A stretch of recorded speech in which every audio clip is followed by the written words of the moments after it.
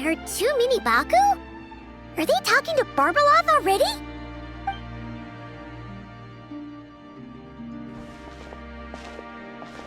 Traveler and Paimon? Lady Barbeloth was just talking about you. I was wondering if we might cross paths. It seems like fate has already arranged our meeting place. I suppose you could say that. If the prep work for this educational film about psychology I'm doing goes smoothly, I should indeed have time for some leisure. Though until then, I still need to focus on my work. Whoa! Films can do that? That's amazing! It's a new idea I came up with. Back when I was promoting Isa Bathhouse, I took inspiration from Fontanian cinema and recorded a few variety show episodes. People seemed to love it. Not only did they watch every episode, they even remembered all the psychological concepts we showcased. So I thought, why not make a few films about mental disorders as a fun and educational way to explain basic psychological concepts? If I can raise everyone's basic awareness, perhaps people can develop a more objective understanding of what mental disorders are. Perhaps I can stop people from blindly dismissing these conditions as made-up nonsense, or treating them like some terrifying boogeyman. And maybe my future therapy sessions will go a little more smoothly. That's right. After all, illnesses of the mind are invisible and hard to pin down. Trying to get a hold on them, or even just detecting their existence, is sometimes far from easy. But even I don't know how to pin them down to fit neatly into a script.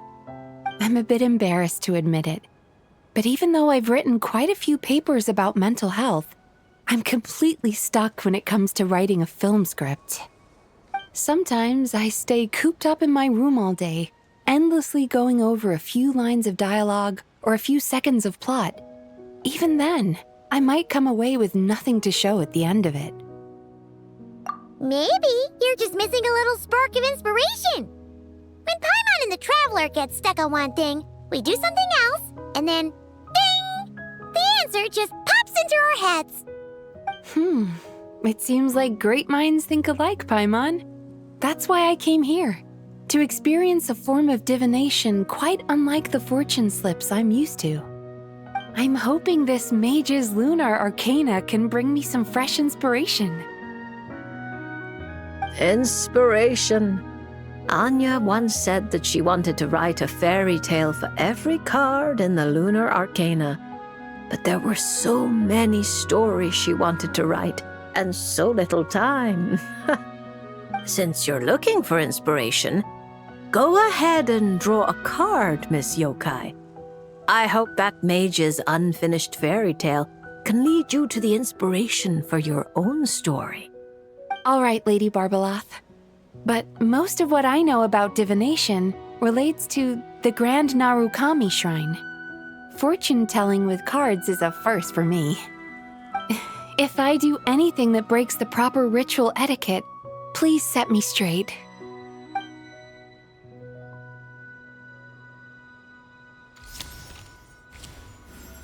Oh my, the reversed moon. The upright and reversed meanings of the moon are similar. Escapism, illusion, self-deception.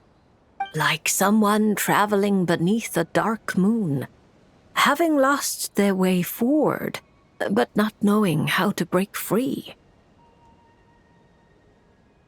Yeah.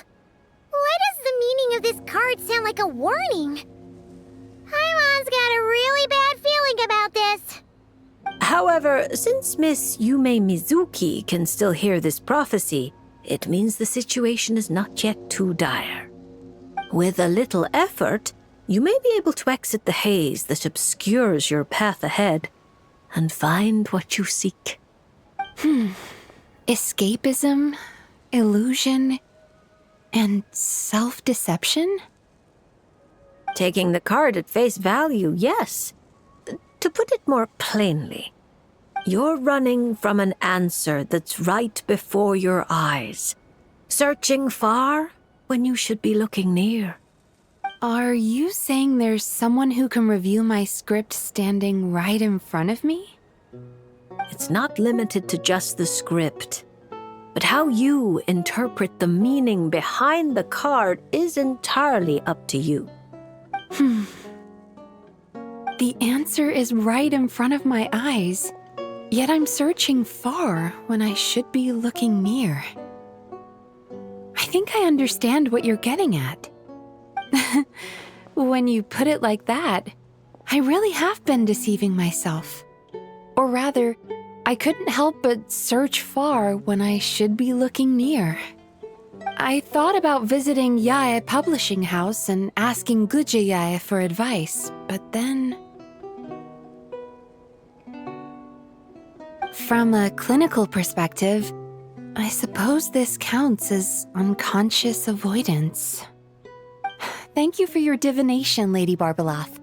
You really helped me find inspiration after all. There's no need to thank me. I did nothing. You untangled the threads of fate yourself. I merely placed the loose ends in your hands. However, Guji Yae is also someone swept along by fate. Intertwining threads often bring trouble. With that in mind, keeping your distance wouldn't necessarily be a bad thing. If I simply ask for some feedback on my script, surely that wouldn't bring fate into the mix, would it? As I said, how you interpret things is not up to me, Miss Yumemizuki. I cannot see every twist in your future from reading a single card. Who can perceive every obstacle on the path of fate before it trips them up? Sometimes it's just like that little brat said. Fate is called as such, for it cannot be changed, nor can it be reversed. It can only but be accepted. Anyway, Miss Yokai, I look forward to watching your film.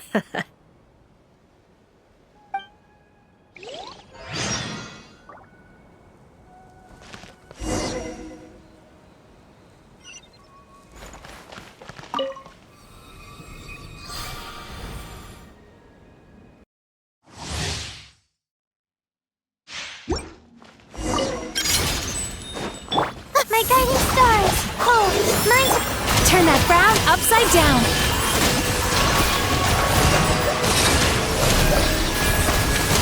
Cast your worries to the wind! Stars, shine for me! Time to relax!